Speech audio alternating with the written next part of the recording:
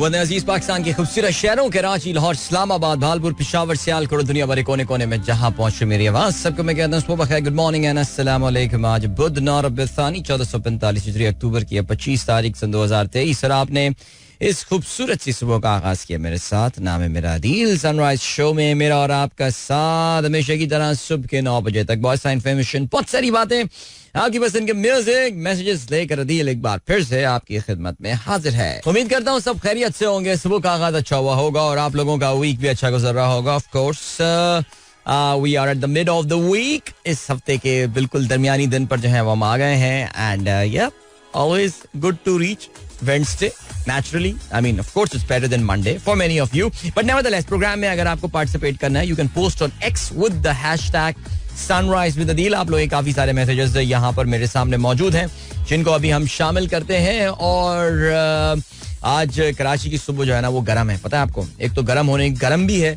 और साथ साथ it was very humid today. अभी मैं वेदर विजेट जिस वक्त मैं रनिंग कर रहा था, बिकॉज आप होता ही है कि आप ना एक दो राउंड लगाते हैं, आपको अंदाजा हो जाता है कि भाई आज मौसम जो है ना वो कल ह्यूमिडिटी कम हो गई थी। It was in the mid 60s yesterday but today it was 83% humidity in Karachi.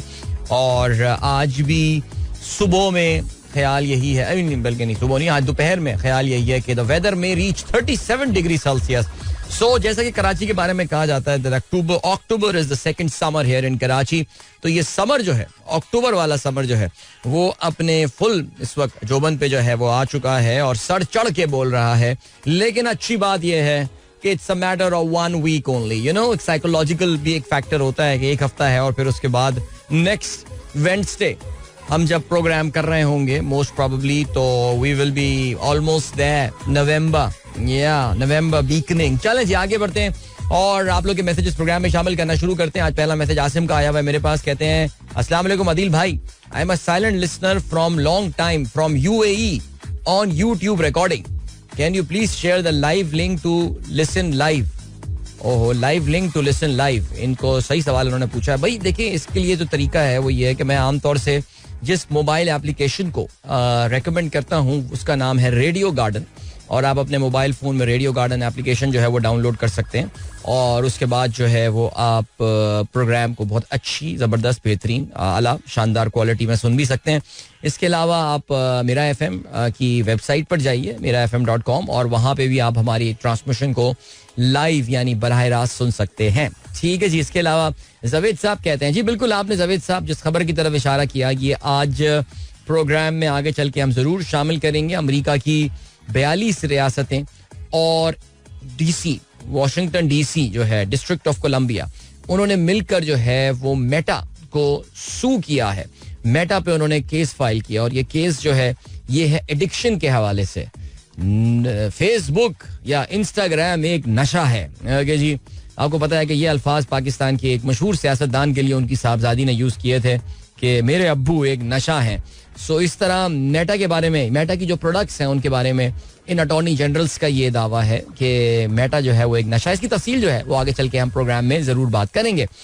Faheem Ali Khan कहते हैं, डियर ब्रो, अस्सलाम वालेकुम to you and all the listeners. और आपने जो आज आयत हमारे साथ शेयर की है वो ये कि तुम लोगों को किस चीज ने जहन्नुम में डाला, हम नमाज नहीं पढ़ते थे। ओह, कितनी इंपॉर्टेंट चीज है भाई, नमाज पढ़ा करें, शाबाश। इसके अलावा अब्दुल रजाक साहब कहते हैं, ज्यादातर गाड़ियां फ्रंट व्हील ड्राइव क्यों होती हैं, क्या फ्रंट व्हील ड्राइव गाड़ी बनाना सस्ती है? ये सवाल अब्दुल रजाक साहब ने पूछा है। मेरे ख्याल से आई थिंक ज्यादातर गाड़ियां फ्रंट व्हील ड्राइव इसलिए होती हैं बिकॉज हो सकता है सस्ती होती हैं, कोई रीजन इसकी हो सकती है। और better traction on hill and slippery roads और fewer components, thus simpler to maintain, more leg room in the interior cabin. देखिए कितनी अच्छी अच्छी बातें यहाँ पर हुई हुई हैं। इसके अलावा अगर रेयर व्हील ड्राइव जो होती हैं, better handling in dry condition, even overall wait distribution, increase working space for maintenance. ये तो कोई अगर ऑटोमोबाइल का एक्सपर्ट बंदा हो तो वाकई वो वजह बताए, लेकिन हो सकता है कि वो फिर आप क्रैंक शाफ्ट वगैरह और इसकी वजह से हो सकता है कॉस्टे वॉस्टेस की इन्वॉल्व होती हो, कुछ ना कुछ होती हो जिसकी वजह से ये महंगा पड़ता हो। मुझे नहीं पता ऑनेस्टली स्पीकिंग अब्दुल रजाक साहब, I don't have the answer why most of the cars are front wheel drive. It could be, cost could be a factor. I mean the overall system and mechanics of, अब तो खैर मामला आपको पता है 4 wheel drive के बाद अब ऑल व्हील ड्राइव का भी कॉन्सेप्ट आ गया. जितनी भी हाई एंड गाड़ियां आ रही हैं, स्पेशली जो आपके क्रॉस ओवर SUV सेगमेंट के ऊपर जितनी गाड़ियां आ रही हैं, उनमें आपको दोनों ऑप्शंस मिल रहे होते हैं. You can go for the all wheel drive which is more expensive and you can go with the front wheel drive which is slightly less expensive. जिन लोगों के पास बहुत पैसे होते हैं वो AWD खरीद लेते हैं, इसलिए कि वो top of the line model होता है, जबकि उसका कोई एज सच बेनिफिट जो है वो मिलता नहीं है. लेकिन बहरहाल किसी को जवाब पता हो तो जरूर बताइएगा. फहीम अली खान कहते हैं, bro yesterday in your YouTube show I asked you if there is any cricket board in Afghanistan. Secondly, what kind of cricket infrastructure exists in Afghanistan? यार अगर मैंने जवाब नहीं दिया और आप मुझसे नाराज नहीं हुए तो मैं आपको इस बात पे मुबारकबाद देता हूँ. नहीं, मैं आपकी बात नहीं कर रहा. आजकल काफी सारे दोस्तों के साथ ये मसला है, इतने मैसेजेस उनके शामिल होते हैं, एक दफा बंदा मिस कर जाए नाराज हो जाते हैं. यार आई मीन समझ में नहीं आती बात मुझे. लेकिन बहरहाल भाई अफगानिस्तान एक क्रिकेट बोर्ड है. अभी देखें, असल में पता है हम समझते क्या हैं, हम समझते ही हैं कि अफगानिस्तान में क्योंकि तालिबान हुकूमत कर रहे हैं तो वहां पे स्टेट नाम की या रियासत नाम की कोई चीज नहीं है. मसलन मैं आपको एक और एग्जाम्पल देता हूँ और वो ये है कि कराची के बारे में, आई मीन फॉरगेट कि स्टॉकहोम में बैठे हुए कोई गोरा जो है कराची के बारे में या पाकिस्तान के बारे में क्या सोचता होगा. आपके अपने मुल्क के लोग, आप किसी इस्लामाबादी, लाहौरी, किसी ऐसे बंदे से, मुजफ्फराबाद में रहने वाले किसी आदमी से पूछ लें कराची के बारे में, कराची के हालात बहुत खराब यार, मोबाइल छीनते हैं, ये होता है, फलाना होता है. जैसे कि हमारे दोस्त हैं स्पोर्ट्स जर्नलिस्ट मशहूर फैजान लखानी, अभी वो कवरेज के लिए वर्ल्ड कप की इंडिया गए हैं और वो चेन्नई पहुंचे तो उन्होंने बोला कि there are so many things in Chennai that reminds me of Karachi. उस पर जरा आप लोगों के कमेंट्स पढ़ें कि अच्छा मोबाइल छिन गया, बटवा छिन गया, ये हो गया. सो एक परसेप्शन होती है और एक रियलिटी होती है. 2 करोड़ 3 करोड़ लोग कराची में रह रहे हैं और बहुत अच्छी जिंदगियां गुजार रहे हैं, और जो लोग यहाँ पे आते हैं और वो यही कहते हैं कि बड़े मिसकॉन्सेप्शंस थे हमारे कराची के हवाले से. The life is pretty good here, the food is amazing. वो जो कराची की एक रौनक है वो पाकिस्तान के किसी और शहर में आपको नजर नहीं आती. However the perception is similarly Afghanistan. अब ये 2 दिन में दूसरी बार, इससे पहले हसनैन ने मुझसे कल एग्जैक्टली सेम सवाल जो है ना वो ये पूछा था, और कि क्या अफगानिस्तान में, भाई Afghanistan has a cricket board, it has got a functioning cricket board. इसके अलावा वहाँ पे उनकी डोमेस्टिक लीग भी होती है, उनकी एक T20 लीग होती है जिसे वो कहते हैं शफाकीजा लीग. ऑलराइट, वो शपाक कहते हैं शायद 6 को मेरे ख्याल से, तो उसी से शायद ये वर्ड जो है वो निकला हुआ है. सो बिल्कुल लीग भी होती है, सब कुछ होता है. दे have got a cricketing infrastructure. बल्कि कल एक बड़ा अच्छा सवाल किसी ने बात पूछा था कि ज्यादातर अफगान क्रिकेटर्स जो हैं ये पश्तो स्पीकिंग क्यों हैं. आई don't have the breakup, but उसकी जो रीजन है वो यही है कि ये बहुत सारे अफगान खिलाड़ी पाकिस्तान में ही पैदा हुए, बहुत सारे लोग इनमें, स्पेशली जो इनकी सेकंड जनरेशन, अब तो जो जनरेशन आ रही है उसमें ज्यादातर अफगानिस्तान, बट बहुत सारे लोग अपने बचपन उन्होंने पाकिस्तान में गुजारा है and all. And one thing that they have taken back from Pakistan is cricket. और जो हो सकता है दर्री जबान बोलने वाले ईरान चले गए हों, कुछ ताजिक बोलने वाले वहाँ ताजिकिस्तान चले गए हों एंड ऑल, ये सारा सिलसिला हो, तो वो अपने अपने जो लोकल कल्चर और कस्टम्स हैं वो वहाँ पर ज़ाहिर लेकर आते हैं. बिकॉज आप ये बात जानते हैं कि ईरान के साथ जो भी कल्चर मुंसलिक होता है उनका एक सर्टन अपना एक स्टाइल होता है और उसमें अपनी चीज़ें होती हैं, अपने कुछ रिचुअल्स होते हैं, अपनी सेलिब्रेशंस होती हैं. नवरोज़ का त्यौहार जो मनाया जाता है वो पूरी जो इरानियन, जो पर्शियन जो सकाफत है उसको ऐसा लगता है कि एक लड़ी में जो है वो पिरो देता है. बट नेवरदलेस चलें जी आगे बढ़ते हैं. तो ये है मुख्तसर सा जवाब फहीम भाई. बिल्कुल क्रिकेट का इंफ्रास्ट्रक्चर वहाँ पे है और वहाँ पे एक लीग भी होती है अपनी, और यस मसाइब होंगे, मुश्किलात अपनी जगह होंगी. उनकी अपनी T20 लीग भी होती है, उसमें अभी रिसेंटली कुछ दहशतगर्दों ने उसको टारगेट वगैरह भी किया था. अब से मेरा ख्याल है 2 साल पहले की ये बात है. लेकिन life goes on man, life goes on. बल्कि अगर कोई आपका रिसेंट टाइम में जानने वाला अफगानिस्तान गया हो तो वो आपको बताएगा that life actually goes on pretty normal there. हमारे एक दोस्त मेरे ख्याल दानियाल, शायद मुझे याद पड़ रहा है थोड़े दिनों पहले, वो जाते रहते हैं, वो जिस कंपनी से वाबस्ता है तो उनको अफगानिस्तान टेरिटरी भी मिली हुई है. And whenever he comes back he has very good things to say about that. I mean कि मैं क्या समझता था तभी यही कहते हैं. आपको देखा ज्यादातर जो गोरे ट्रैवलर्स होते हैं वो अपने, अगर दुनिया में ट्रैवल का मकसद होता है, जैसे कि आप ये देखिए कि वो ड्रू बिन्स्की है जिसको मैं थोड़ा बहुत फॉलो करता हूँ, पहले काफी करता था, अब कम करता हूँ क्योंकि उसका दुनिया का सफर मुकम्मल हो चुका है. He has visited every country in the world. So वो हमेशा यही बोलता है कि मैं ट्रैवल सिर्फ यही करता हूँ दुनिया को ये बताने के लिए कि हर मुल्क में जो है वो अच्छे लोग होते हैं. तो चलें जी, अभी क्या सीन है आपको जो है वो हम लिए चलते हैं एक ब्रेक की जानिब. एक छोटा सा ब्रेक है और फिर उसके बाद वापस आके प्रोग्राम अपना कंटिन्यू करेंगे. Don't go anywhere and keep listening. Welcome back, खुशामदीद, सुबह बखैर. कैसे हैं आप लोग? नाइस. अच्छा, अभी 1 मिनट पहले बहरहाल मैं गया था. ओके जी, प्रोग्राम में आगे चल के हम जरूर बात करेंगे. ये मेटा के हवाले से तो हमने जिक्र किया था. इसके अलावा भाई अक़वाम मुत्तहिदा के सेक्रेटरी जनरल एंटोनियो गुटेरेश साहब के हवाले से ये बात की गई है कि एंटोनियो गुटेरेस साहब के हवाले से जो है ये बात की गई है कि उनसे इसराइल ने डिमांड किया है कि आप इस्तीफा दे दें, बिकॉज कल एंटोनियो गुटेरेस ने एक तकरीर की है जिसके बाद जो है वो इसराइल बिल्कुल भी खुश नहीं है. तो ये जिक्र हो सकता है. चाइनीज वजीर खारजा वांग यी इज गोइंग टू बीजिंग. क्या बात करेंगे ये भी हम जिक्र करते हैं आगे चल के. और क्या सीन है. हाँ जी, और कोई खबर. ब्रिटनी स्पीयर्स की मेमोआर्स, उनकी सवाने हयात जो है वो शाया हुई है. और यार सुबह मैं बीबीसी का जो प्रोग्राम सुन रहा होता हूँ वो मैं सुन रहा था और उसमें उन्होंने ना they played a small clip from her song. और वाकई यार ब्रिटनी स्पीयर्स का गाना जैसे ही वो जो माई लोनलीनेस इज किलिंग मी वाला कौन सा था, hit me baby one more time, वो गाना शुरू होता है और ऐसा लगता है यार जहाज में बैठ के 1999 या पता नहीं अपने यूनिवर्सिटी के दिनों में पहुंच जाता हूं मैं यार. बट नेवरदलेस या अब ब्रिटनी के बारे में बात करें या ना करें, लेट्स सी. बहरहाल ये फुटबॉल का जिक्र भी होगा. चैंपियंस लीग के मैचेस कल खेले गए हैं. Yes, Arsenal won an away game at Sevilla 2-1. Good performance. Manchester United also won. और सुना है जी Harry Maguire by the way अभी पाकिस्तान में ट्रेंड कर रहा है. ओनाना भी ट्रेंड कर रहा है, हैरी मैगवायर भी ट्रेंड कर रहा है. लग रहा है कोई बहुत अच्छी टीम से मैच हुआ है यूनाइटेड का कि ये दोनों खिलाड़ी चल गए इनके खोटे सिक्के. लेकिन खैर चलें जी, ये आगे स्पोर्ट्स में हम बात करेंगे. रहमान खिलजी साहब कहते हैं front wheel drive reduces weight, decreases production cost. बस ये दिस इज द फैक्टर. बस सर डिक्रीजेस प्रोडक्शन कॉस्ट, मुझे मिल गया जवाब. improves fuel economy compared to rear wheel drive system. It also improves traction since the weight of the engine and transmission is directly over the driven vehicles. Okay. Compared to the models with FWD, RWD models generally offer more impressive torque output and more impressive cornering abilities.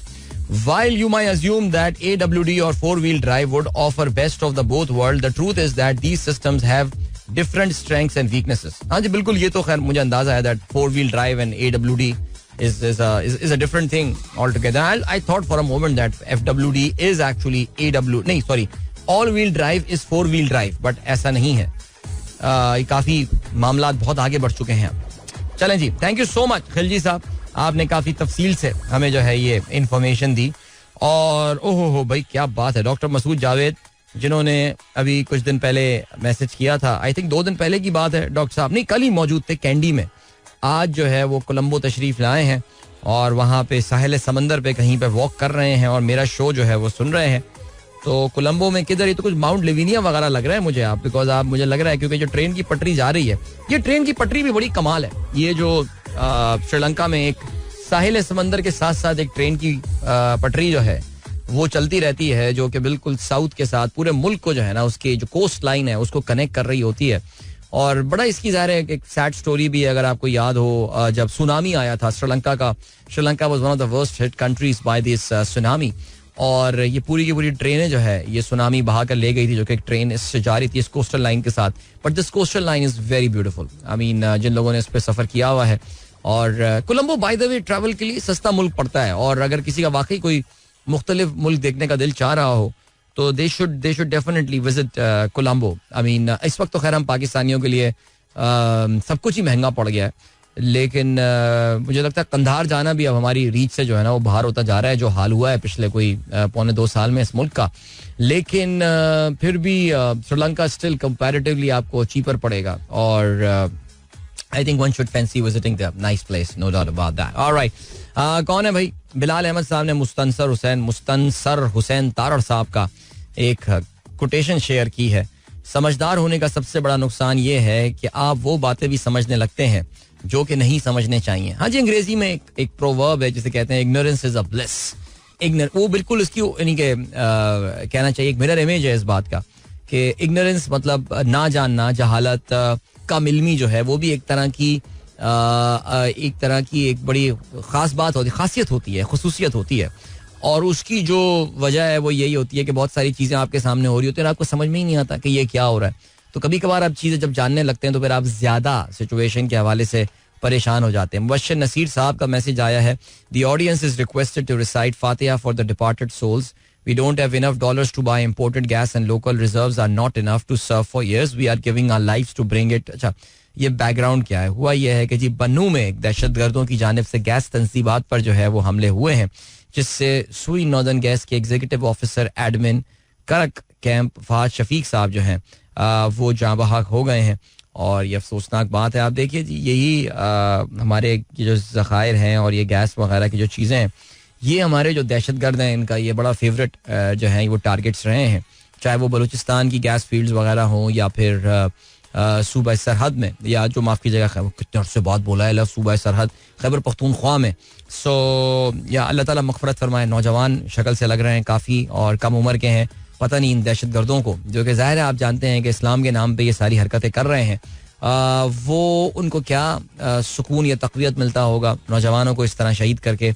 अल्लाह रहम करे. चलें जी, Zeeshan bag साहब कहते हैं today is the 142nd birth anniversary of Pablo Luis Picasso, born on 25th of October 1881, Spanish painter, sculptor, paint maker, ceramist and theater designer who spent most of his life in France. After his death, there were 45,000 unsold work comprising of 1,885 paintings. अच्छा जी, Pablo Picasso का जो है वो आपने एक coat भी share किया हुआ है तस्वीर के साथ. Every child is an artist, the problem is how to remain an artist once we grow up. वाह, क्या खूबसूरत बात की है पिकासो ने.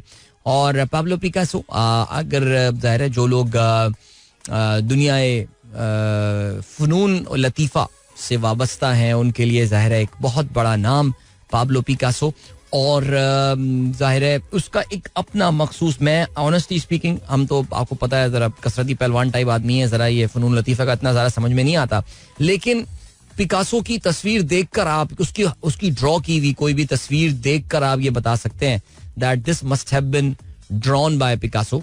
और बिकॉज वो जो लाइंस वगैरह का जो इस्तेमाल करता है उसके बड़े मखसूस किस्म के जो है वो स्ट्रोक्स होते हैं. और आप ये भी शायद जानते होंगे कि पिकासो को एक्चुअल जो शोहरत मिली वो उसके मरने के बाद मिली, या वो अपनी ज़िंदगी में उसकी ज़िंदगी के आखिरी टाइम पे, वो कोई बहुत ज़्यादा अपनी लाइफ टाइम में जो है वो इतना पॉपुलर था नहीं, लेकिन फिर उसके बाद जो है इसको काफ़ी पॉपुलैरिटी जो है वो मिली. और I mean his paintings now they are worth millions of dollars की जो है वो ये बिकती होंगी. एंड या पिकासो मशहूर आदमी. चलें जी आगे बढ़ते हैं. और क्या सीन है. ओके भाई, बात हुई पिकासो की, क्या बात है भाई. 25 अक्टूबर पिकासो की बर्थडे है और 25 अक्टूबर गुलजी की भी बर्थडे है. यार ये बड़ी फिट आप चीज लाएं वैसे डॉक्टर साहब. Happy birthday Ismail गुलजी. 25th October 1926, Peshawar, studied at Lawrence College, Murray, Aligarh University, went to US while he was an engineer student at Columbia University. He started to paint. His famous artwork, Al-Mosi, Polo Pear and बुजुस्की. चलें ठीक है, ये मुझे समझ में नहीं आई आखिर में क्या है चीज़, लेकिन इनके नाम है पेंटिंग्स के. लेकिन ज़ाहिर है आई थिंक पाकिस्तान, जब हम when we were growing up and all, I think one of the top Pakistan के जब हम बड़े पेंटर्स की हम बात सुनते थे या हम बड़े आर्टिस्टों की बात करते थे तो ज़ाहिर है सादकाइन का नाम आया करता था. और इसके अलावा सादकाइन क्योंकि उनकी जो मेन एरिया था, उनकी जो मेन फील्ड थी वो खत्ताती थी. और इसके अलावा इस्माइल गुलजी साहब जो हैं वो एक बड़े मशहूर पेंटर जो हैं वो पाकिस्तान के रहे हैं, यानी अपने दौर के बड़े लोगों में से जो है वो एक थे. Very unfortunate way he died, him and his wife. और आप जानते हैं उनके जो कुछ घरेलू मुलाजिम हैं उन्होंने जो है उनको कत्ल किया था. और उनके घर में, कराची में जो इनका घर था यहाँ पे, और ये बेसिकली कहते ही हैं कि हाँ इनके आई थिंक इनके ड्राइवर इन्वॉल्व थे या कोई इन्वॉल्व था. लेकिन बहुत अफसोस की ये बात थी जिस तरह उनका इंतकाल हुआ. He was 81 years old when he passed away. इनके साहबजादे अमीन गुलजी जो हैं, आजकल काफ़ी दिनों से उनका कुछ जिक्र सुनने में नहीं आ रहा, नज़र भी नहीं आता टेलीविजन पे आजकल. वैसे आजकल टेलीविजन पे काम की चीज़ें कम ही नज़र आती हैं, लेकिन फिर भी. अच्छा जी, जाहिद अब्बास कहते हैं this is my son Ibrahim 6th birthday. Alright, please wish him happy birthday before 7:25. आए हाय, अरे मैं अब मिस कर गया भाई. कोई बात नहीं Ibrahim, happy birthday to you. Might I know अब स्कूल पहुंच चुके होंगे, लेकिन आपके अब्बू जो है वो आप तक जो है वो ये मैसेज पहुंचा देंगे मेरा. अदील अंकल ने आपको जो है वो हैप्पी बर्थडे कहा था. खुश रहो बेटा, खुश रहो. अच्छा जी, जायदा शाहीन भाई, कल तो आपकी पसंद का गाना चलाया था, बार दो रोजाना तो बड़ा मुश्किल हो जाएगा, और ये वाला गाना मेरे पास है भी नहीं by the way. Waleed Moghal कहते हैं one for the future along with Qasim Akram and Sufiyan Muqeem. कौन है भाई? Arafat Minhas has powered Pakistan. अच्छा भाई, ये अच्छी बात है. अंडर 19 के प्लेयर हैं पाकिस्तान के जिनका नाम अरफात मिन्हास है. और ये बेसिकली देखिए बात ये है अपना वलीद भाई, ये हर थोड़े दिनों बाद कुछ प्लेयर्स का हम कुछ ना कुछ का जिक्र सुन रहे होते हैं कि यार he is one for the future. I mean he is one for the future. इसको टीम में रखो, इसको शामिल करो एंड ऑल.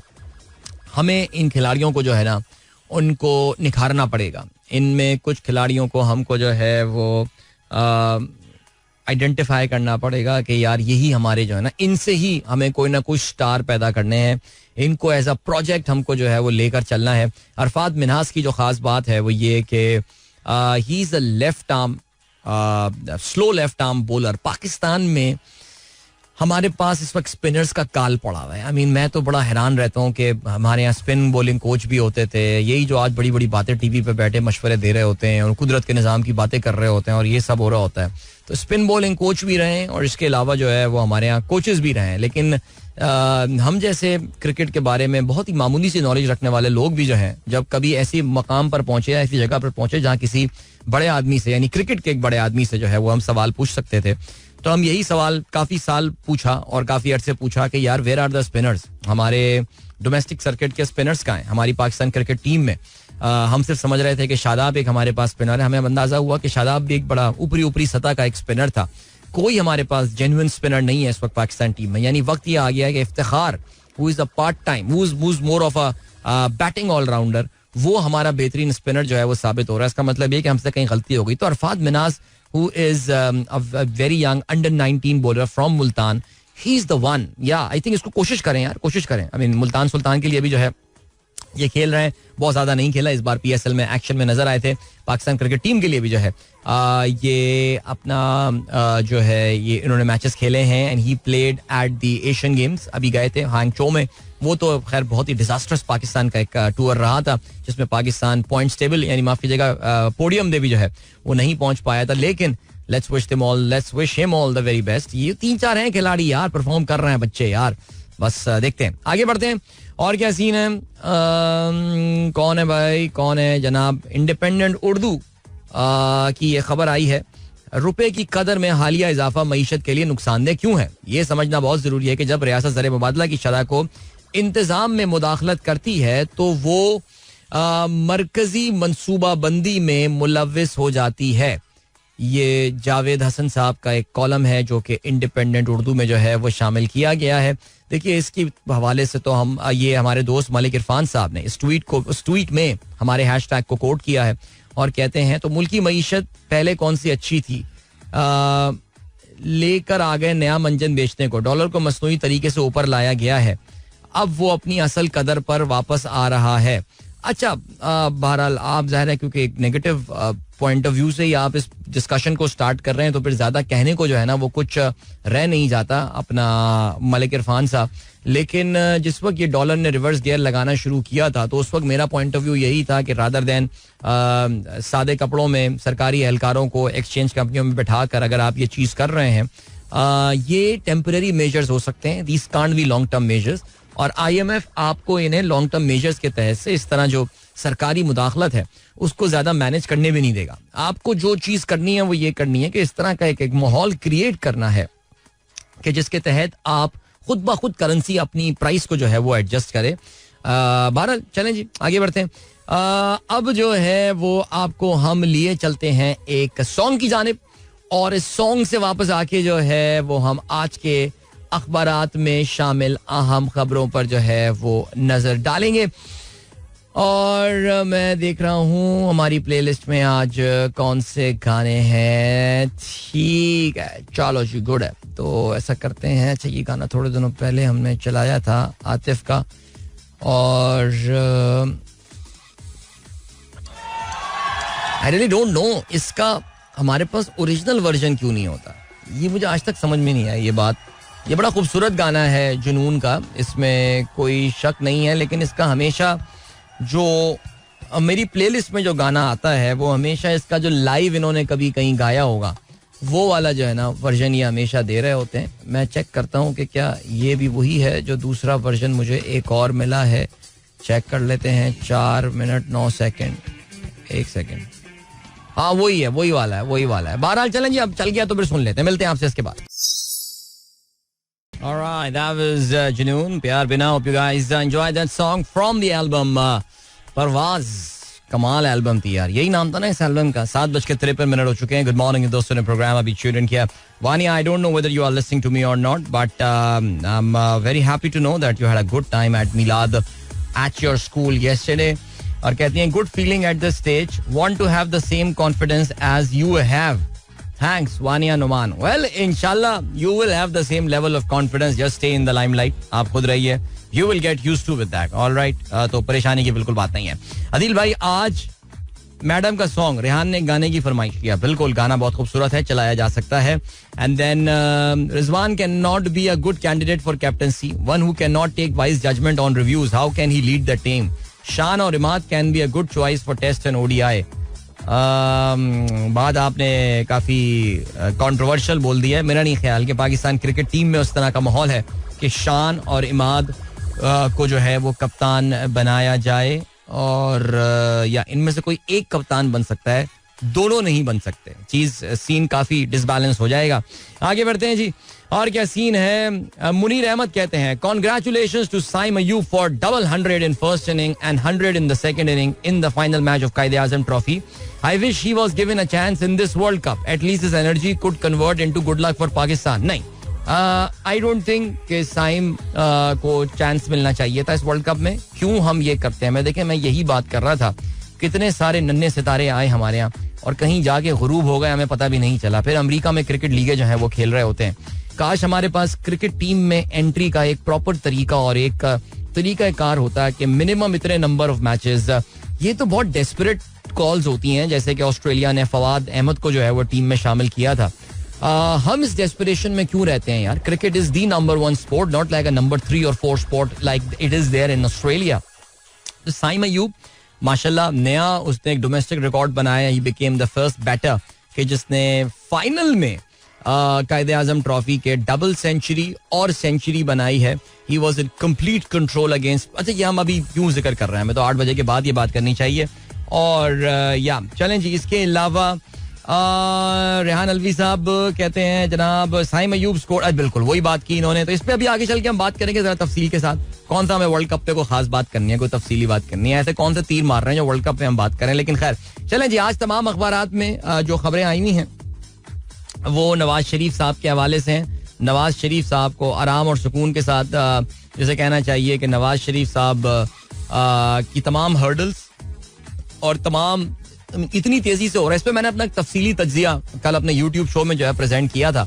मैं ज़्यादा तफसील से यहाँ पे बात नहीं करूंगा बिकॉज ज़ाहिर है यूट्यूब शो अगर कुछ होता है तो मेरा अपना ज़ाती नुकसान होगा. यहाँ मैंने कुछ बोला तो स्टेशन का नुकसान होगा, इसलिए हम इस पे बात नहीं करते. लेकिन डॉन ने अच्छी खबर बनाई है और कहते हैं Nawaz legal hurdles fall like Domino's.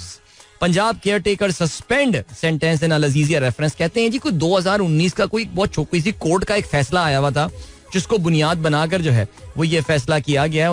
उनकी सजा ही सस्पेंड कर दिया जी पंजाब केयर टेकर गवर्नमेंट ने. केयर टेकर गवर्नमेंट, खैर अब तो ये एक गैर कानूनी, काश पाकिस्तान में इंसाफ का बोलबाला होता तो ये हुकूमत ज़ाहिर होती ही नहीं.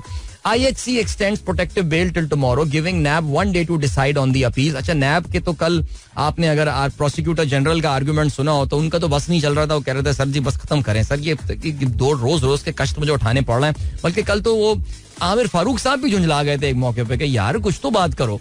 वो कुछ तैयारी नहीं है NAB ये केसेस और बात करने के हवाले से. और accountability court revokes warrant for PMLN leader in Tosha Khana case. चलें जी आगे बढ़ते हैं. बड़े बड़े इल्जाम थे नवाज शरीफ साहब पे तोशा खाने के, लेकिन खैर आगे बढ़ते हैं जी. कोई मसला नहीं है, अब जब डिसाइड हो चुका है तो फिर डिसाइड हो चुका है. लेकिन डिसाइड एट द एंड आपको पता है कौन करेगा. सो आगे बढ़ते हैं जी. और क्या सीन है? UN chief points to violation of international law in Gaza.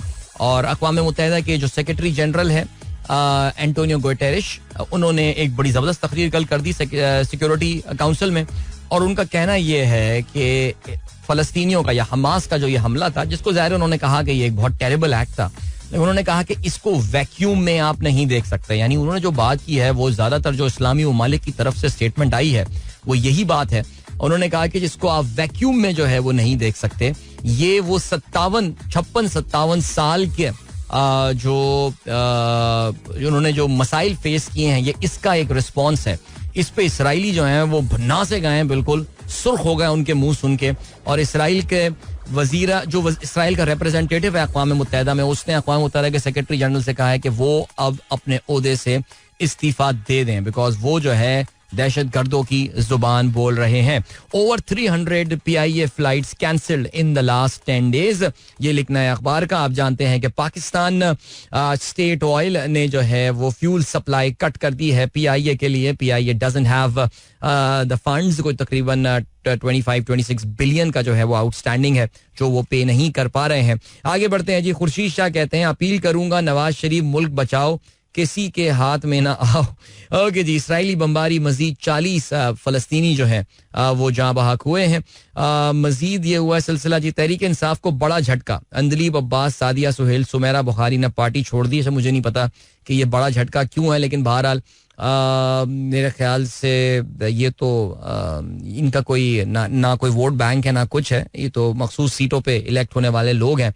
लेकिन बहरहाल जी ये आप जानते हैं कि अंदलीब अब्बास भी 9 मई में इनको ये इनकी तलाश जारी थी और ये उसी गाड़ी में मौजूद थी जिसमें खदीजा शाह जो है मौजूद थी. खदीजा तो गाड़ी चला रही थी, असल तो सनरूफ से ये निकली हुई थी, लेकिन कल इनकी जहांगीर तरीन से हो गई ये मुलाकात.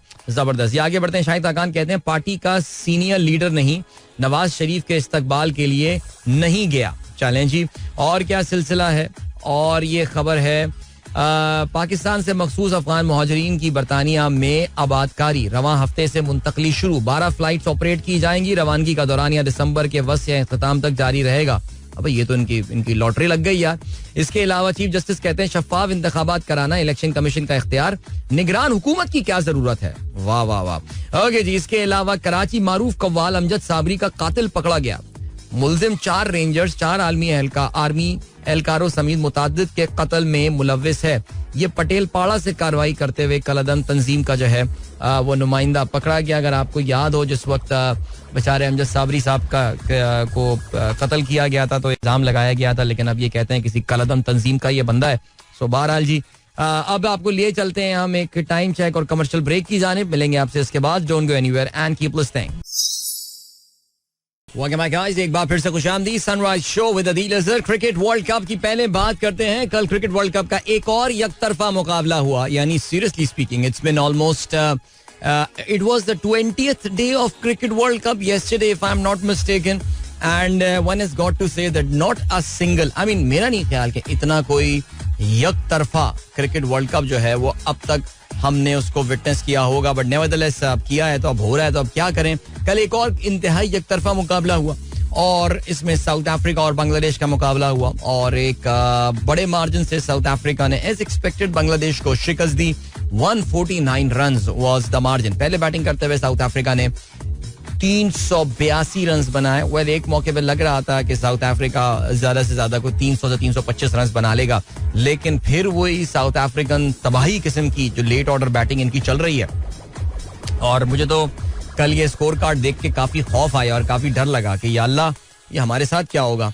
लेकिन हुआ यही कि भाई ये आखिर में हेनरिक क्लार्सन जो है इसने हेनरिक लार्सन लगता है, याद है वो एक प्लेयर था Swedish player, but Heinrich Klaasen इसने 49 गेंदों पे 90 रन बनाए जिसमें 8 छक्के और 2 चौके. यानी यार हद है, मजाक है. क्विंटन डी कॉक ने 7 छक्के मारे. डेविड मिलर ने कल 4 छक्के मारे 15 गेंदों पे 34 रन. यानी कुल मिला के इन लोगों ने मारे 19 छक्के कल. यार ये बातें सुन के फिर कितना प्रोटीन खाते होंगे ये लोग इतने छक्के मार रहे हैं. बट नेवरदलेस जी 382 रन बनाए साउथ अफ्रीका ने पहले बैटिंग करते हुए 5 विकेटों के नुकसान पे. जवाब में बांग्लादेश की पूरी टीम जो है वो 46.4 ओवर्स में सिर्फ 233 रन बनाकर आउट हुई. बांग्लादेश की जानिब से the loan fighter was Mahmudullah जिसने 111 गेंदों पे 111 रन बनाए जिसमें 11 चौके और 4 छक्के जो हैं वो शामिल थे. 2 विकेटें हासिल की मार्को यानसन, लिजार्ड विलियम्स और कागिसो रबारा ने और 3 खिलाड़ी आउट किए जेराल्ड खोजसी ने. South African team they are looking very good. और साउथ अफ्रीका की टीम जो है वो इस वक्त पहुंच गई है पॉइंट्स टेबल पे दूसरे नंबर पर. न्यूजीलैंड के ऊपर उन्होंने छलांग लगा दी है. न्यूजीलैंड 72 नेट रन रेट की बुनियाद पर जो है वो तीसरे नंबर पर आ गई है. साउथ अफ्रीका का जो नेट रन रेट है 2.37 है. इंडिया 5 मैचेस में 5 जीतने के बाद 10 पॉइंट के साथ सरे फहरिस्त है. चौथे नंबर पर जो है वो ऑस्ट्रेलिया है, जिन्होंने अपने 4 मैचेस में 4 पॉइंट जो है वो हासिल किए हैं. एंड ऑस्ट्रेलिया आज पॉइंट टेबल पे जो है वो, खैर पॉइंट टेबल की तरतीब तो नहीं बदलेगी, लेकिन चौथे नंबर पे अपनी पोजीशन को आज कंसोलिडेट करेगा, बिकॉज आज उनका मुकाबला नेदरलैंड्स के साथ जो है ना वो होने वाला है. और नेदरलैंड्स के साथ उनका ये मुकाबला जो है ये फिरोज शाह कोटला स्टेडियम, जिसको अब अरुण जेटली स्टेडियम कहा जाता है, वहां पर यह मुकाबला होने वाला है. ज़ाहिर है हम जानते हैं नेदरलैंड्स इस टूर्नामेंट में एक मजबूत टीम को अपसेट शिकस्त दे चुकी है, लेकिन lightning striking twice, that doesn't really matter. अच्छा, मैं कुछ दिन पहले जब पाकिस्तान के ऑस्ट्रेलिया से हारने के बाद मैंने ये बात बोली थी कि वर्ल्ड कप की सेमीफाइनल लाइनअप कंप्लीट हो चुकी है. अब मुझे ये तब्दील होती हुई नजर नहीं आ रही, और आज के बाद से आपको जो है ना ये सेमीफाइनल लाइनअप कंसोलिडेट होती हुई नजर आ रही होगी जब ऑस्ट्रेलिया नेदरलैंड्स को शिकस्त दे चुका होगा. सो पाकिस्तान ऑस्ट्रेलिया के दरमियान गैप बढ़ जाएगा, और फिर पाकिस्तान जाहिर है फिर it's going to be an uphill task, uphill battle for Pakistan going forward. चलें जी, ये हो गई बात. पाकिस्तान का बाय द वे अगला मैच साउथ अफ्रीका से ही है, और ये मुकाबला जो है ये जुम्मे के दिन जो है वो होना है, यानी परसों ये दोनों टीमें एक्शन में होंगी. और चेन्नई चिदम्बरम स्टेडियम, उसी स्टेडियम में जहां पे अफगानिस्तान ने पाकिस्तान के खिलाफ तारीख रकम की, वहीं पे ये मुकाबला होगा. चलें जी आगे बढ़ते हैं. क्रिकेट के हवाले से ये बात भी कर लेते हैं जिक्र, कायदे आजम ट्रॉफी का फाइनल जो है वो अपने इख्तितामी मराहिल में अब तकरीबन दाखिल हो चुका है, बिकॉज कराची वाइट्स ने एक बहुत बड़ी लीड जो है वो हासिल कर ली है ओवर फैसलाबाद रीजन. कल वो फॉलो ऑन इनफोर्स कर सकते थे, but they did not do that. 657 run की जो है वो लीड हो चुकी है कराची रीजन वाइट्स की अगेंस्ट फैसलाबाद रीजन. कल जब खेल खत्म हुआ तो कराची ने 238 रन बना लिए थे 5 विकेटों के नुकसान पे. असद शफीक 60 रन पर नॉट आउट थे. असद शफीक ने ये 60 रन 140 गेंदों पे बनाए 7 चौकों की मदद से, वेल डन. और कप्तान सरफराज अहमद जो है वो 1 रन बनाकर नॉट आउट थे. कराची रीजन की इनिंग की खास बात साइम अयूब की सेंचुरी थी. कल साइम अयूब ने 179 गेंदों पे 109 रन बनाए, जिसमें 12 चौके और 1 छक्का जो है वो शामिल था. 51 रन बनाए शान मसूद ने 26 गेंदों पे. ये अलग कोई दुनिया में ऑपरेट कर रहा है शान मसूद इस वक्त. 8 चौके जो है वो शान मसूद की इस इनिंग में शामिल थे. So well done to him. और 238 रन 5 विकेटों के नुकसान पर. सो कराची के ये जो खिलाड़ी हैं जिसमें ऑफ कोर्स सरफराज शामिल है, और इसके अलावा Sarfaraz right now is the 4th highest run getter in this tournament. आज अगर सरफराज ने 40 रन मजीद बना लेते हैं तो फिर he will be the 2nd highest run getter in this Quaid e Azam trophy. And well that is good news indeed. और ताहम जो हाईएस्ट रन गेटर हैं साहिबजादा फरहान, पेशावर रीजन से आप जानते हैं वो खेलते हैं. And 800 plus run Sahibzada Farhan ने बनाए हैं. Definitely deserve to be in the Pakistan team, but बेचारे को जगह मिलेगी या नहीं ये बहुत बड़ा मसला है. अब जल्दी से फुटबॉल के हवाले से बात करते हैं. यूरोप का इलीट फुटबॉल टूर्नामेंट जिसको चैंपियंस लीग कहा जाता है, उसके मुकाबले जो हैं वो कल हुए. और इसमें कल Arsenal was travelling to Spain, जहां पे उनका मुकाबला सिविया के साथ था. सिविल को उन्होंने 1 के मुकाबले में 2 गोलों से शिकस्त दी. पहले हाफ के इंजरी टाइम पर मार्टिनेली ने जो है डिफेंसिव एरर की बुनियाद पर 1 गोल किया, लेकिन उसके बाद जैसे ही दूसरे हाफ के 8वें मिनट में गैब्रियल जीसस ने गोल स्कोर किया. Very good strike there on the top corner of the goal. और 1 गोल जरूर पुल बैक किया सिविया ने, लेकिन they could not equalise. So Arsenal जो है वो पॉइंट्स टेबल पर इस वक्त टॉप में आ गया अपने ग्रुप में, बिकॉज जो एक दूसरा मैच था लॉन्स और पीएसवी आइनहोवन के दरमियान वो मुकाबला 1-1 गोल से बराबर रहा था. ठीक है जी. दूसरा मैनचेस्टर यूनाइटेड का इलेक्शन में था, उन्होंने एफसी कोपेनहेगन को जो है वो 1-0 से शिकस्त दी. 72वें मिनट में हैरी मैग्वायर ने जो है वो गोल स्कोर किया. और एफसी कोपेनहेगन ने मुकाबला लेकिन जम के किया, इसमें कोई शक नहीं है. आई एम जस्ट लुकिंग, मैंने मैच तो नहीं देखा लेकिन I am just looking through the stats right now. 16 shots on goal compare to 15 by Manchester United. 50-50% possession जो है वो दोनों टीमों ने मेंटेन किया. So this win was the first point, जो कि अपने तीसरे पॉइंट में बिलाखिर मैनचेस्टर यूनाइटेड हासिल करने में कामयाब हुआ है. बायर्न म्यूनिख ने 3-0 माफ कीजिएगा 3 आउट ऑफ 3 मैचेस में जो है वो कामयाबी हासिल की. उनका मुकाबला कल गलातासराय के साथ था इन इस्तांबुल और 3-1 से इन्होंने जो है वो इसमें कामयाबी हासिल की है. तो they should not have any problem in qualifying for the knockout stage of champions league. लेकिन जो मुकाबला अभी तो खैर 3-3 मैचेस सारी टीमों के हुए हैं, सो अभी तो बहुत इसमें मुकाबले बाकी हैं. आज अगर हम चैंपियंस लीग के हवाले से बात करें तो फिर मैनचेस्टर सिटी का मुकाबला जो है वो यंग बॉयज के साथ होने वाला है. And Atletico Madrid will be in action against Celtic and Newcastle will be hosting Borussia Dortmund. आप जानते हैं न्यूकासल जो है वो काफी फिट जा रही है. आपको पता है कि वो 2 मैचेस खेलने के बाद वो they are leading their group because उन्होंने PSG को जो है शिकस्त दी थी. एक मैच जो है वो इनका ड्रॉ हुआ था अगेंस्ट मिलान और अगर आज उन्होंने डॉर्टमुंड को शिकस्त दे दी तो फिर तो यार न्यूकासल सीरियसली सबके लिए आउट ऑफ द कोर्स आ रही है ये टीम. चलें जी, ये हो गई बात कुछ फुटबॉल के हवाले से. Then what have we got. हाँ बिल्कुल, हमारे दोस्त बिलाल ने जो है वो शेयर की है इंग्लैंड की कॉन्ट्रैक्ट, सेंट्रल कॉन्ट्रैक्ट इंग्लैंड ने जो है वो ऑफर किए हैं.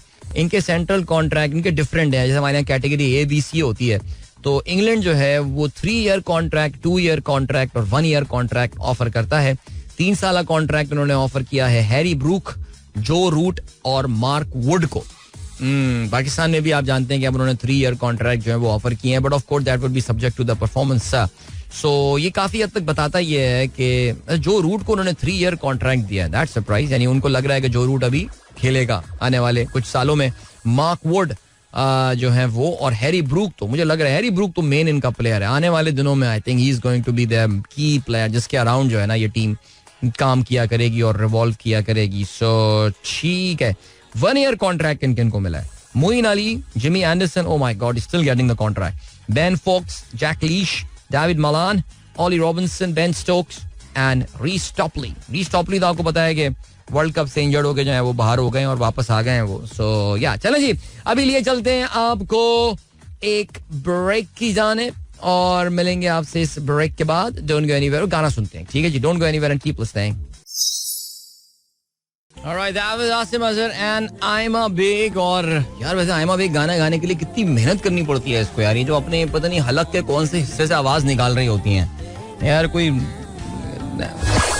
बड़ा ऑब्वियस हो जाता है यार कि कौन नेचुरल सिंगर है और किसको एफर्ट करनी पड़ रही है. बट नेवरदलेस चलें जी आगे बढ़ते हैं. और क्या सीन है भाई. हमारे दोस्त अजहर अली साहब जो हैं उनकी जोजा मोहतरमा जिनका नाम सारा है, उनकी आज सालगिरह है. तो वो कहते हैं जी उनको विश कर दें भाई. मैं सारा आपको जो है वो सालगिरह की बहुत बहुत मुबारकबाद.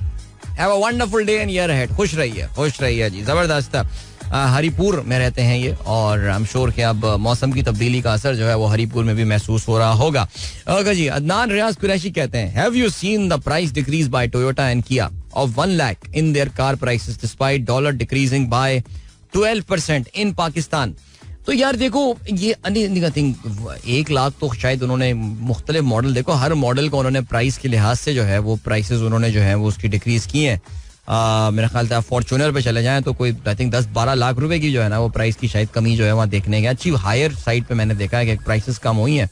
और इवन अगर आप किया देखें इससे पहले MG जो है वो भी अपनी गाड़ियों की कीमतें जो है वो कम कर चुका है. सो ये अभी इसमें बहुत सारी चीज़ों पे जो है वो डिपेंड करता है कि एक आपको पता है ना कि यार एक लॉट भी होती है ना इंपोर्ट की. कंपनियां अपनी कोई 2 या 3 महीने का सामान ला के उन्होंने को तो ये सिंपल बात बोलेंगी कि यार हमें तो इन्वेंट्री लॉस होगा अगर हम इस करंट प्राइस पे जो है वो इसको रिड्यूस कर देंगे या कीमतें जो है वो डिक्रीज कर देंगे. But nevertheless people of Pakistan do expect the prices to go down at least ऐसी प्रोडक्ट्स की कि जो बहुत ज्यादा हाईली इंपोर्ट डिपेंडेंट हैं. आप जानते हैं तमाम तर दावे, इरादे और वादों के बावजूद पाकिस्तान की जो ऑटोमोबाइल इंडस्ट्री है it is not very highly localised. अभी भी जो ज्यादा गाड़ियां आपको सड़क पे नजर आ रही होती हैं उनके मेजॉरिटी ऑफ द पार्ट्स जो हैं वो इम्पोर्टेड ही होते हैं जो कि डॉलर की वैल्यू के साथ काफी ज्यादा लिंक्ड हैं. बट बहरहाल ऑटोमोबाइल इंडस्ट्री डिस्कशन के लिए एक बहुत एक गहरी खाई है कि जिसमें अगर हमने छलांग लगा दी तो फिर हम शायद अगले 2-3 प्रोग्राम इसी के हवाले से जो है वो बात कर रहे होंगे. इमादुल हक कहते हैं अस्सलाम वालेकुम ब्रो, टेंशन ना लो, वर्ल्ड कप हमारा ही है. चले, अच्छी बात की है इमाद ने, स्पोर्ट का नाम नहीं लिखा, कौन से खेल के वर्ल्ड कप की ये बात हो रही है. अरसलान यूसुफ कहते हैं wow, early morning drive and जुनून सॉन्ग, क्या बात है, मजा आ गया, जबरदस्त. शाहीन ताहिर आपकी रजिस्टर मैंने हाजिरी लगा दी है और महनाज नवीद की भी हाजिरी जो है वो लगा दी गई है. रजा हसन कहते हैं यू नेवर प्लेड बनीज दिल में तुम, it's our generations hit dong ding dong. Dong नहीं होगा, सॉन्ग होगा, वो ऑटो करेक्ट हो गया, कोई मसला नहीं है. डॉक्टर इजाज जीशान खान चाचड़ कहते हैं अस्सलाम वालेकुम अदील भाई, did you look at Ajay Jadeja, he was so happy over Pakistan's defeat. No, he was so happy over Pakistan defeat, but he would be very happy over Afghanistan's win as well, यार. For the World Cup, he's the mentor of the Afghan team, यार. तो वो खुश क्यों नहीं होगा? Like आप चाह रहे थे कि वो रोए, अफगानिस्तान जीत गया पाकिस्तान से, मैं इंडियन हूँ, मुझे बड़ा अफसोस है. नहीं यार, वो तो खुश होगा जाहिर है यार. उस बेगानी शादी में अब्दुल्ला दीवाना वो इरफान पठान कैसा भंगड़ा कर रहा था यार. रेहान कहते हैं अदील भाई आज मैडम, अच्छा चलें बिल्कुल ये, अच्छा मैं यार आज ज्यादा मैसेजेस नहीं आए हुए प्रोग्राम में, आज क्या बात है भाई. अरशद गुमरो साहब कहते हैं दुआओं का शेड्यूल जो है वो जारी हो चुका है. चलें जी, बहुत अच्छी बात की आपने, जारी हो चुका है. इसके अलावा do you think at some point this excessive use king impacted Babar psychology, not questioning Babar batting capabilities. अच्छा मैंने ये क्लिप देखा नहीं है. ये हसन अली जो है ये किसी बंदे को इंटरव्यू दे रहे हैं, ये गालिबन दानियाल हैं जो इंटरव्यू लेते हैं, दानियाल शेख मेरे ख्याल से इनका नाम है, जो कि एक पॉडकास्टर हैं. और उनसे हसन अली जो है वो इंटरव्यू दे रहे हैं और उसमें शायद वो बाबर के कोई कसीदे पढ़ रहा है. नहीं, ये बड़ा बड़ा मसला हुआ है यार, ये बड़ा मसला हुआ है. आपको पता है कि ज़्यादातर लोग एक ही एजेंट इनको मैनेज कर रहा होता है और बाबर आजम को हमने ऐसा बना दिया है जैसे कि कहते हैं ना होली काउ बना दिया, अनटचेबल हमने बना दिया है कि इसको जो है ना आप इसके मुतालिक कोई बुराई कर ही नहीं सकते. और जितनी जल्दी बाबर अपनी इस गलती को समझेगा और उसके इर्द गिर्द, कभी कभार यार होता यही है कि वो जो शाह से ज्यादा शाह के वफादार होते हैं ना, वो ज्यादा नुकसान और वो ज्यादा तबाही लेकर आते हैं. सो बाबर के साथ भी कुछ ऐसा ही हुआ है. बहरहाल जी, let's hope he gets back to his form जो कि उसकी है और जो कि जिस कैलिबर का वो प्लेयर है जाहिर है, but let's see whether that happens और नॉट. चलें जी, आगे बढ़ते हैं. और क्या सीन है, अभी हमें पढ़ना है ट्विटर ट्रेंड जो है वो इस वक्त हम शामिल कर रहे हैं. अच्छा जी, हमारे दोस्त खुर्रम आबिद साहब ने अपनी तस्वीर भेजी है और इनके पस मंजर में जो है वो बुर्ज खलीफा नजर आ रहा है. कहते हैं 6.5 kilometre walk around Burj Khalifa only during evening. I was never able to make a full round. That is great man. तो क्या इसकी वजह क्या है, कि लाइक टाइम मिलने की वजह है या सुबह रश कम होता है? और जो है वो रश अभी सुबह रश कम होता है, शाम में ज्यादा होता है. बट बहरहाल enjoy your time in Dubai mate. Madam Nooja की आवाज आपने सुनी, खूबसूरत सॉन्ग मैं तेरे संग कैसे. Hope you guys enjoy that and yeah it is indeed beautiful. Alright, चलें जी, हसन हमारे दोस्त हसन जो है, हसन इस्लामाबाद में हमारा प्रोग्राम सुन रहे होते हैं, उनका मैसेज आया है. कहते हैं please welcome my cousin brother Shiraz Masood who has come from Sialkot for HEC degree attestation. उसके बाद खाबा प्रोग्राम होगा एट XYZ फूड के G9 मरकज में, where you can get Bannu beef pulao for only 500 rupee per kg. Alright, that is very nice. जबरदस्त. Enjoy your time in Islamabad, mate. लेकिन वैसे चलें, अच्छी बात है आपके कजन यहाँ पर आए, लेकिन यार ये डिग्री अटेस्टेशन जो आपने HEC वाली बात की है, ये काम तो वो इदारा जिससे आप वाबस्ता हैं वो भी तो कर सकता है. अब इनको सियालकोट से इसके लिए आने की क्या जरूरत है? हो सकता है, चले हो सकता है कुछ और काम भी हो, दोस्तों यारों से मिलना मिलाना जो है वो भी सिलसिला हो सकता है. सो चलें जी, और क्या सीन है. अर्शद कुमरो कहते हैं कि आज आपके शो के मैसेज कम है और शारा फैसल पे ट्रैफिक भी कम है.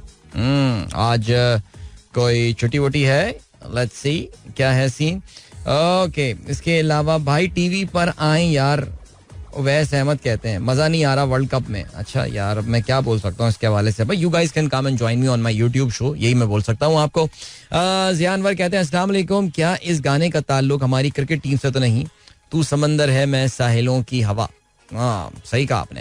There are limited songs in the library in which lady is expressing love and affection, beautiful poetry and beautifully sung by madam. There are limited songs in library.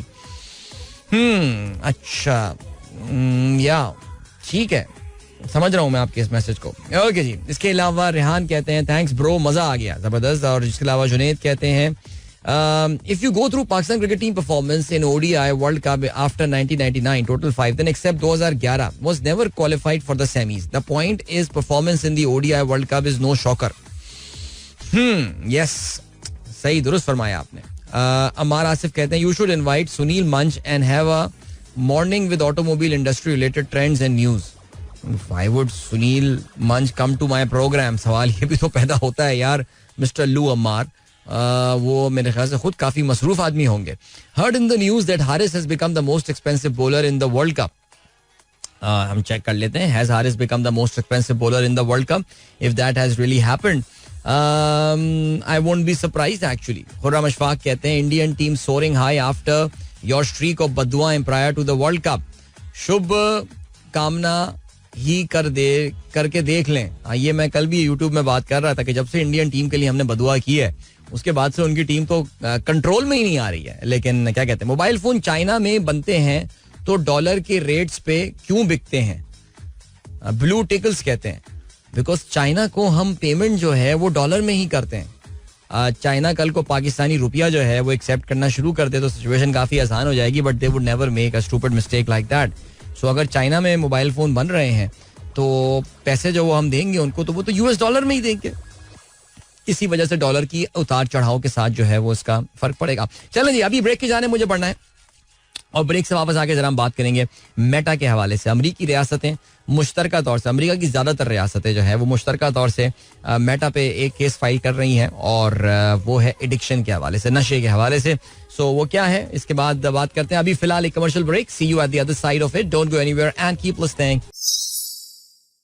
Welcome my guys, एक बार फिर से आपको खुशामदीद कहते हैं sunrise show. और मैं जल्दी से बात कर लेते हैं हम मेटा के हवाले से. मेटा आप जानते हैं पेरेंट कंपनी है फेसबुक की, इंस्टाग्राम की, व्हाट्सएप की. और इंस्टाग्राम के हवाले से भी आप ये जानते हैं कि इंस्टाग्राम नौजवान नस्ल में काफी मकबूल है.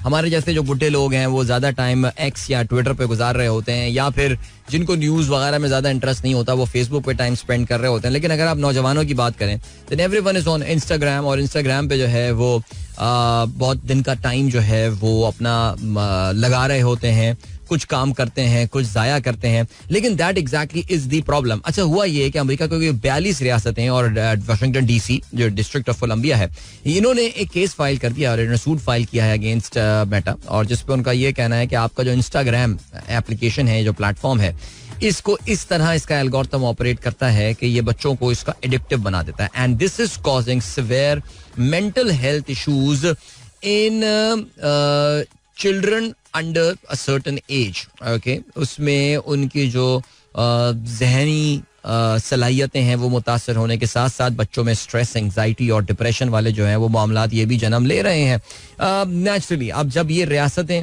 इतनी बड़ी तादाद में जाके एक बड़ी कंपनी पे सूट फाइल करने वाली हैं, they have got some numbers and some researches जिसको वो जरूर प्रेजेंट करेंगे और जरूर शेयर करेंगे. इनका जो अल्टीमेट ऑब्जेक्टिव होगा वो ये होगा कि किसी तरह आप अपने एल्गोरिथम को इस तरह चेंज करें to make it less addictive, especially for children who are under let's say 18 years and all. अच्छा, इसमें ये भी उन्होंने कहा है कि इन्होंने कुछ कवानीन की, यानी मेटा ने अपने इंस्टाग्राम प्लेटफॉर्म में कुछ कवानीन की वायलेशन की है. हुआ ये है कि the company has collected data on children under the age of 13 flouting its obligation under the children's online privacy protection act. यानी अमेरिका में एक कानून है जिसको children's online privacy protection act होता है, जिसके तहत कहा जाता है कि 13 साल से कम उम्र बच्चों को की इंफॉर्मेशन आप जमा नहीं कर सकते. गालबन मेटा जो है वो इसमें इन्वॉल्व रहा है. वेल, मेटा का कहना यह है कि दे आर वेरी डिसअपॉइंटेड, उन्हें बड़ा अफसोस हुआ है, वो दिल बर्दाश्ता हुए हैं ये सुन के इस केस के हवाले से. लेकिन बहरहाल जी, अब देखते ये हैं कि इन्होंने एक फेडरल लॉसूट जो है वो इस हवाले से फाइल किया है और ये मामला जो है वो कहाँ जाते हैं. अच्छा, इत्तेफाक की बात है, अभी जब मैं जिस पेज पे ये खबर पढ़ रहा था उसके बिल्कुल बराबर में ही एक खबर आई हुई थी मेलबर्न से, और मैंने कहा no, nothing to do with Insta और मेटा और व्हाटएवर, लेकिन इट इज अबाउट रेसिज्म. और कहानी ये, खबर ये है कि more than a dozen black models are boycotting Melbourne fashion week, hoping to draw attention to the mistreatment they say they experienced in Australia's fashion industry. कहते ये हैं कि जी ये दुनिया भर से आने वाले ये सियाह फाम जो मॉडल्स हैं, उन्होंने कहा कि उन्होंने इस इवेंट के दौरान काफ़ी ज़्यादा रेसिस्ट स्लर जो हैं वो एक्सपीरियंस किए, वो सुने हैं.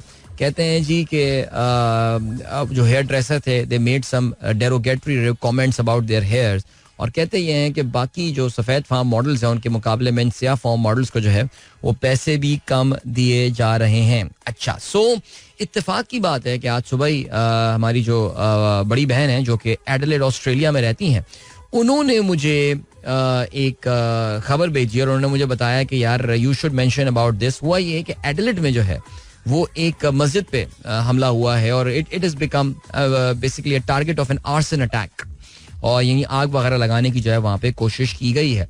इसके अलावा उन्होंने ये भी बताया कि उनके साहबजादे यानी हमारे भांजे जो स्कूल में पढ़ते हैं वहाँ पे पड़ोस में रहने वाले एक शख्स ने जो है वो आके काफ़ी रेसिस्ट बातें की हैं, और वहाँ पे क्योंकि लोग इंग्लिश नहीं बोल रहे थे, वो बैरून मुल्क से आए हुए बच्चे थे, तो फिर वो चीखता रहा कि अपने मुल्क वापस चले जाओ और ये करो वो करो फलाना.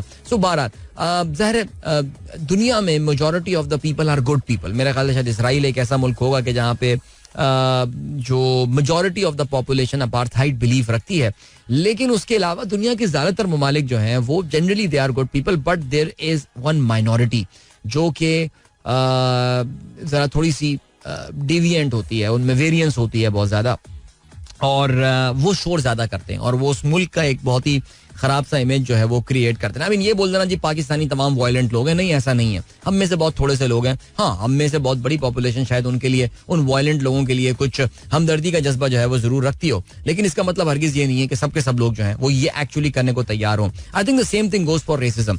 Every country in the world has got certain racist element, और वो रेसिज्म के एलिमेंट जो है वो कहीं ना कहीं आपको होता हुआ नजर आ रहा होता है. और ऑस्ट्रेलिया के हवाले से खासतौर से मैं अक्सर ये सुनता रहता हूँ, मेरा कभी ऑस्ट्रेलिया जाना नहीं हुआ, मैंने कभी ये चीज़ जो है वो फील नहीं की, लेकिन कहीं ना कहीं इस तरह के वाकयात हर थोड़े दिनों में वहाँ सुनने में आते रहते हैं. बल्कि अभी आपको ये भी पता है कि न्यूजीलैंड में अगर आपको याद हो क्राइस्ट चर्च में जो वो मॉस्क वाला वाकया हुआ था वहाँ पे, जहाँ पे 51-52 लोग जो हैं वो जहाँ बहक हुए थे, जो एक शख्स ने टेरेंट करके कुछ नाम था उसका जिसने हमला किया था.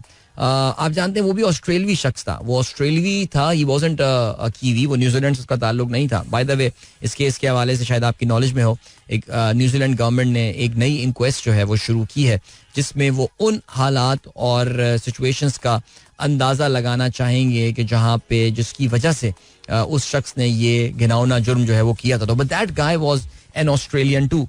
तो वो जो स्कूल एडिलेड के, जो स्कूल की ये बात की जा रही है, वहाँ पे स्कूल की जानिब से पेरेंट्स के लिए जो है वो एक लेटर जो है वो भी भेजा गया है कि वो इस मामले को जो है वो काफ़ी सीरियस ले रहे हैं, और इस हवाले से वो लॉ इन्फोर्समेंट एजेंसीज के साथ जो हैं वो इन कोऑर्डिनेशन है.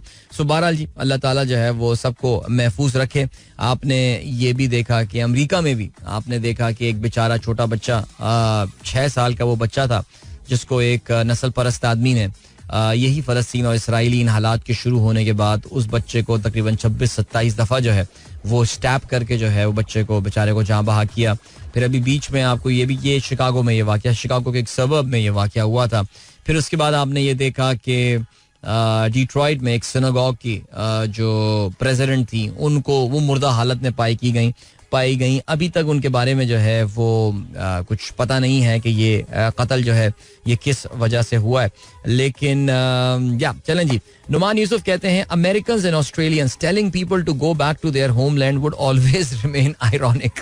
वैसे वाकई सीरियसली यार यानी हद होती है एक बात की. यानी अमेरिकन्स कह रहे हैं और ऑस्ट्रेलियन कह रहे हैं कि अपने मुल्क वापस चले जाओ, तो फिर सोचें बेचारे अगर यही बात जो है वो उनके यहाँ के रिस्पेक्टिव फर्स्ट नेशन और एबोरिजिनी लोग कहना शुरू कर दें या अमेरिकन इंडियंस जो है वो कहना शुरू कर दें, तो फिर इस बात को कितना ऑफेंसिव जो है वो लिया जा सकता है. बाय द वे कनाडा की आपने बात की, वैसे वाकई यार ये जितने ममालिक हैं जो कि आज आप देखें कि इंसानी हुकूक के अलम बरदार बने हुए हैं और पूरी दुनिया को जो है पता ये रहे हैं कि इंसानी हुकूक और ह्यूमन राइट्स वगैरह क्या होती हैं, इनके अपने माजी जो हैं वो इतने दागदार हैं. और अभी कनाडा के हवाले से ये अभी खबर आई है कि कनाडा में एक कोर्ट ने जो है वो जो उनके फर्स्ट नेशन है यानी जो ओरिजिनल लोग हैं कनाडा के, जिनको वो फर्स्ट नेशन कहते हैं, इनोवेट्स लोग हैं और ये मुख्तलिफ नस्लें आबाद थी जो कि सफ़ेद फार्म लोगों के आने से पहले, यूरोपियंस के आने से पहले वहाँ पर मौजूद थी. उनके हवाले से उनकी तंजीमों ने जो है वो एक केस फाइल किया था जिसमें वो ये केस जीत गए हैं और $17 अरब की कॉम्पनसेशन का हुक्म दिया है कोर्ट ने इन कम्युनिटीज़ के लिए. बिकॉज बताया ये कि जी हिस्टोरिकली उन्होंने जो स्पेशली चिल्ड्रन को, यानी उन जो फर्स्ट नेशन, उनके ओरिजिनल लोग जो थे, उनके बच्चों को वो फैसिलिटीज प्रोवाइड नहीं की जो कि सफ़ेद फार्म बच्चों को जो है हासिल थी, यूरोपियन बैकग्राउंड के बच्चों को जो वो हासिल थी, और जो वहाँ के ओरिजिनल लोग थे उनको उन फैसिलिटीज जो है वो प्रोवाइड नहीं की गई थी. बट नेवरदलेस उनकी कोर्ट ने ये बड़ा फैसला किया. तो ये तमाम ममालिक की जो हिस्ट्री है, मैं तो सबसे ज़्यादा जो खौफनाक, बाय द वे सबसे ज़्यादा खौफनाक जो कॉलोनियल पास्ट है, आई मीन वो बरतानिया का नहीं, फ्रांस का नहीं, बल्कि एक छोटा चुन्ना सा मुल्क है जिसका नाम है Belgium.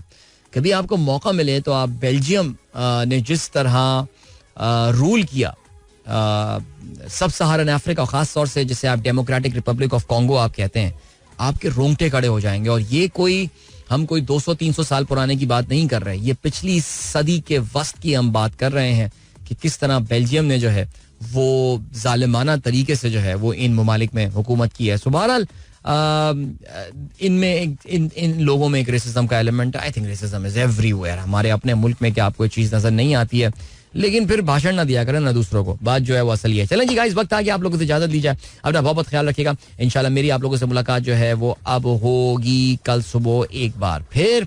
Wishing you all a wonderful day ahead. So till then, goodbye, god bless, अल्लाह हाफिज एंड पाकिस्तान जिंदाबाद. This is Mira FM 107.4.